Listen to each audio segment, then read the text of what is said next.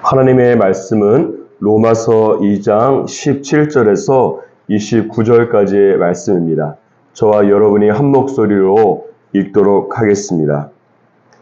유대인이라 불리는 내가 율법을 의지하며 하나님을 자랑하며 율법의 교훈을 받아 하나님의 뜻을 알고 지극히 선한 것을 분간하며 맹인의 길을 인도하는 자여 어둠에 있는 자의 빛이요 율법에 있는 지식과 진리의 모본을 가진 자로서 어리석은 자의 교사요 어린아이의 선생이라고 스스로 믿으니 그러면 다른 사람을 가르치는 내가 내 자신은 가르치지 아니하느냐?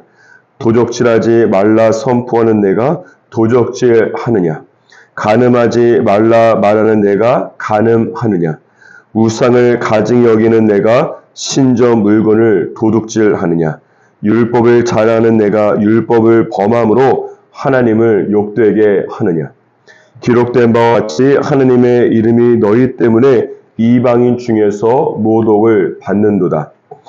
내가 율법을 행하면 할례가 유익하나 만일 율법을 범하면 내 할례는 무할례가 되느니라.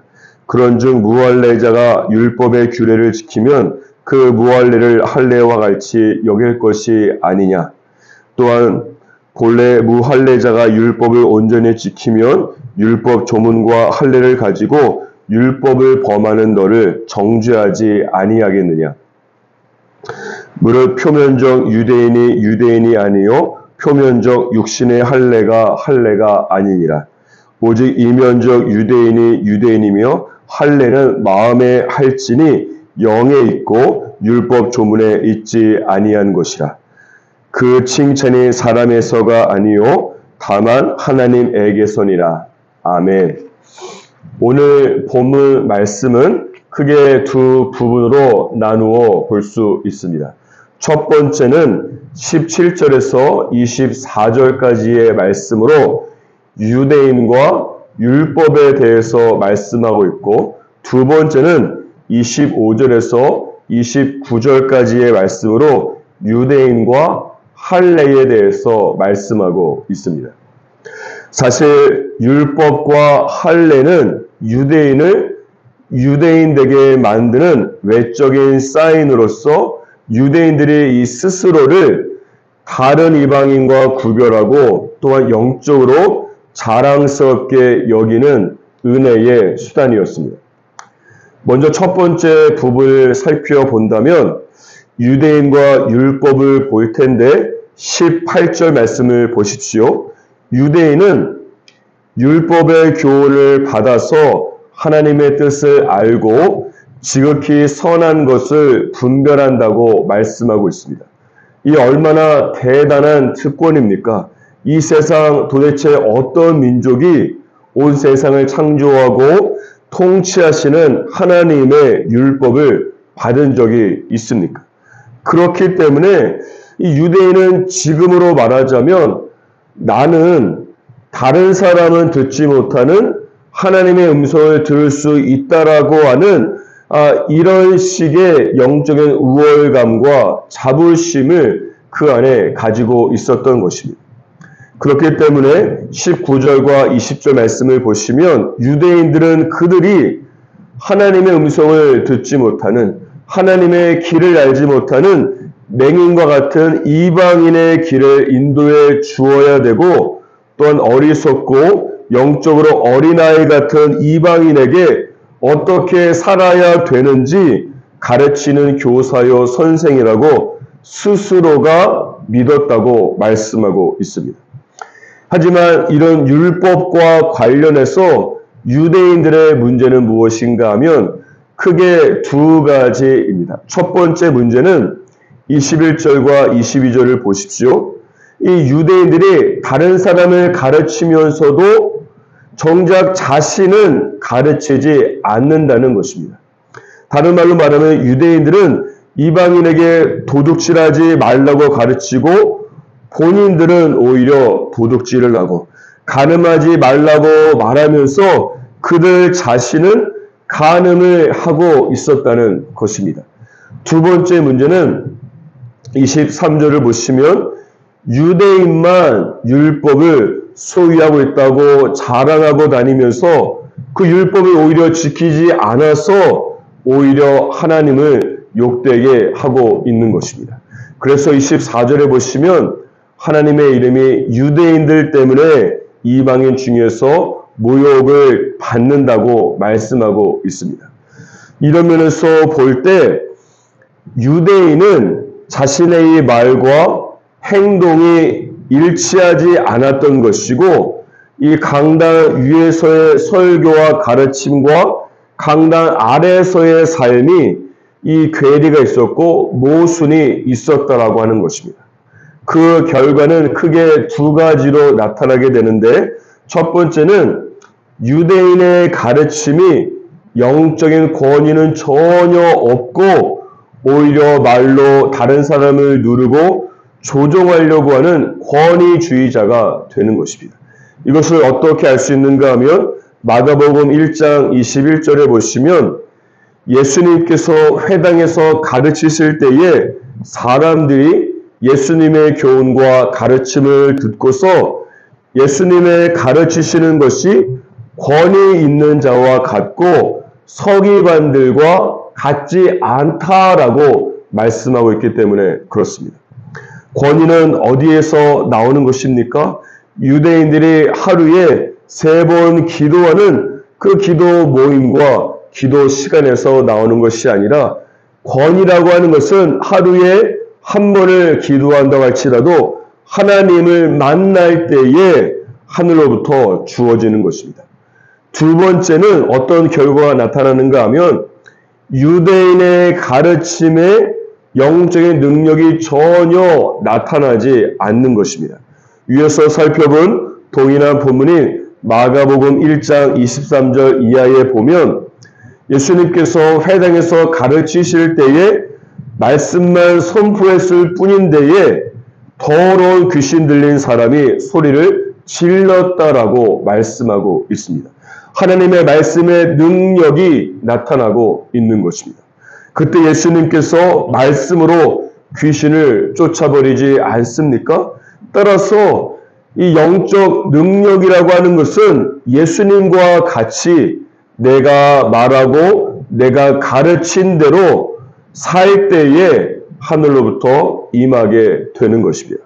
이런 면에서 에스라 7장 10절 말씀에 보면 에스라가 다음과 같이 결정합니다. 여호와의 율법을 하나님의 말씀을 연구하고 준행하며 율례와 규례를 이스라엘에게 가르치기로 결심했다고 말씀하고 있습니다. 이 구절에서 주목해야 될 것은 무엇인가 하면 하나님의 말씀에 대한 율법에 대한 3가지 동사가 나오고 있는데 그 동사의 순서가 굉장히 중요합니다. 첫 번째는 무엇입니까? 연구하고 다시 말하면 하나님의 말씀을 배우고 공부하는 것이 첫 번째로 해야 될 일입니다. 그리고 배웠다라고 한다면 두 번째로는 그 말씀을 준행하고 실천하는 것으로 내가 배운 대로 삶 속에서 몸부림치면서 살아보면서 실패와 성공을 거듭해 보기도 하고 말씀을 살아내는 단계입니다. 그 후에 가장 마지막이고 최고의 단계가 무엇인가 하면 바로 가르침이 되는 것입니다. 따라서 가르침이라고 하는 것은 어떤 사람이 해야만 되는 것입니까? 내가 스스로가 먼저 말씀을 배우고 공부하고 말씀대로 살기 위해서 온갖 몸부림을 쳐본 사람만이 다른 사람을 가르칠 수 있는 것입니다. 하지만 오늘 본문 말씀에 기록된 유대인들은 그들이 하나님의 말씀을 율법을 가지고 있다고 자랑만 늘어놓을 뿐 본인 스스로가 가르침대로 살지 않았기 때문에 그들의 가르침에는 영적 권위도 없고 능력도 전혀 나타나지 않는 것입니다. 그 결과 하나님의 이름이 오히려 이방인에게 모욕을 받게 되는 것이 아니겠습니까? 사랑하는 여러분, 여러분은 어떤 삶을 살고 있습니까? 꼭 기억하십시오. 에스라 7장 10절 말씀과 같이 여호와의 율법을, 하나님의 말씀을 첫 번째는 연구하고 두 번째는 준행하고 실천하며 그리고 나서 마지막으로 가르치는 자로 성장하는 저와 여러분이 되기를 주님의 이름으로 축복합니다. 저희가 지금까지 첫 번째 부분인 유대인과 율법을 살펴보았습니다. 다음으로는 두 번째 파트인 유대인과 할례에 대해서 살펴보도록 하겠습니다. 사랑하는 여러분, 할례가 무엇입니까? 할례는 언약의 표, 언약의 사인으로 내가 하나님의 백성이 되었기 때문에 하나님의 백성으로서 하나님의 말씀대로 살겠다라고 하는 충성 맹세의 표시를 그 몸에 하는 것이 바로 할례입니다. 이런 면에서 율법이라고 하는 것은 할례 받을 백성의 당연한 의무가 되는 것이고 25절에 기록된 것처럼 율법대로 살게 된다면 율법을 행하게 되면 할례가 유익한 것이 되는 것입니다. 왜냐하면 율법을 행한다라고 하는 것은 내가 할례를 통해서 하나님께 충성 맹세한 대로 살아가는 것이기 때문에 그렇습니다. 반면에 율법을 행하게 되지 않는다면 할례라고 하는 내 자신의 충성 맹세를 하나님 앞에서 어기는 것이기 때문에 오히려 결과적으로 무할례자가 되는 것과 같은 것입니다. 이런 관점에서 볼 때 26절과 27절을 보시면 할례를 받지 아니한 이방인 그리스도인이 오히려 율법대로 살아가게 된다면 할례를 받고도 율법대로 살지 않는 유대인 그리스도인들을 비난하고 정죄하게 될 것이라고 말씀하고 있습니다. 그렇기 때문에 바울은 유대인과 할례에 대해서 다음과 같이 두 가지 결론을 내리고 있습니다. 첫 번째는 표면적 유대인이 아니라 유대인은 아니라고 할지라도 율법대로 살아가는 이면적 유대인이 참된 유대인이라고 말씀하고 있습니다. 두 번째는 할례를 받고서 말씀을 지키지 않는 유대인이 있는 반면에 할례를 받지 않고도 말씀을 지키는 이방인이 있기 때문에 할례를 몸에 하는 것이 아니라 오히려 마음의 할례를 받으라고 말씀하고 있습니다. 유대인들이 할례를 받았지만 우상을 숭배하고 하나님께 불순종을 한 결과가 무엇으로 나타났습니까? 남유다가 멸망을 하고 성전이 허물어지고 바벨론의 포로로 끌려가지 않았습니까? 그렇기 때문에 하나님께서 이스라엘이 가나안 땅에 들어가기 전에 그렇게 그들에게 정말로 신신당부한 것이 무엇인가 하면 마음의 할례를 받으라는 것입니다.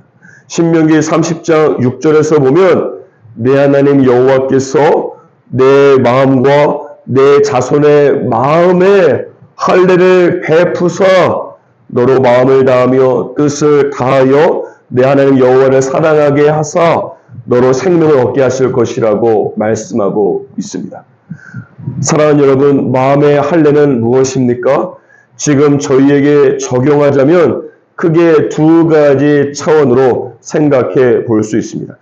하나는 하나님의 말씀이 나의 머리에 머무는 것이 아니라 반드시 마음까지 내려와야만 마음의 할례가 되는 것입니다. 이 세상에서 가장 먼 거리가 있다면 머리에서 심장이라고 하지 않습니까? 왜냐하면 머리에서 심장까지 30cm도 되지 않지만 머리에서 마음까지 하나님의 말씀이 내려오는 데에 평생이 걸리는 사람들이 있기 때문에 그렇습니다. 따라서 저와 여러분은 하나님의 말씀을 귀로 들을 뿐만 아니라 머리를 통해서 내 마음까지 내려올 수 있도록 말씀을 읽고 묵상하고 영적으로 되새김질 하면서 마음의 할례를 받는 저와 여러분이 되기를 축복합니다. 다른 하나는 무엇인가 하면 하나님의 말씀이 머리가 아니라 마음에 새겨지기 위해서는 성령 충만과 성령 세례를 받는 것이 중요합니다. 로마서 8장 4절에 보니까 육신을 따르지 않고 성령을 따라 행하는 우리에게 율법의 요구가 이루어진다라고 말씀하고 있습니다. 이것을 쉬운 말로 말하면 성령으로 충만할 때에 말씀이 요구하는 대로 살 수 있게 된다라고 하는 뜻이 되는 것입니다. 또한 에스겔서 36장 26절 27절 말씀에 보면 이렇게 말씀하고 있습니다.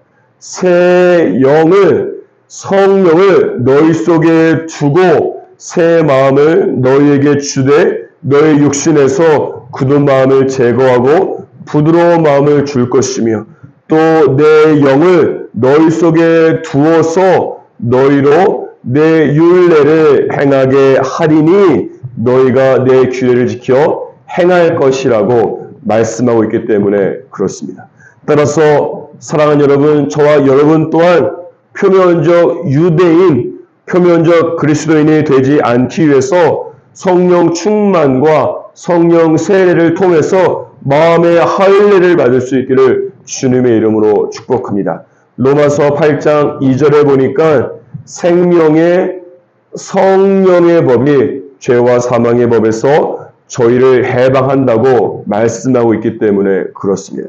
그러므로 사랑하는 여러분, 오늘 하루 살아갈 때의 첫째는 하나님의 말씀을 연구하고 준행하며 그리고 나서 가르치는 자가 되기를 축복하고 두 번째는 하나님의 말씀이 내 마음에 새겨지는 마음의 할례를 통해서 그리스도인이라고 하는 이름에 합당한 삶을 살아갈 수 있기를 주님의 이름으로 축복합니다.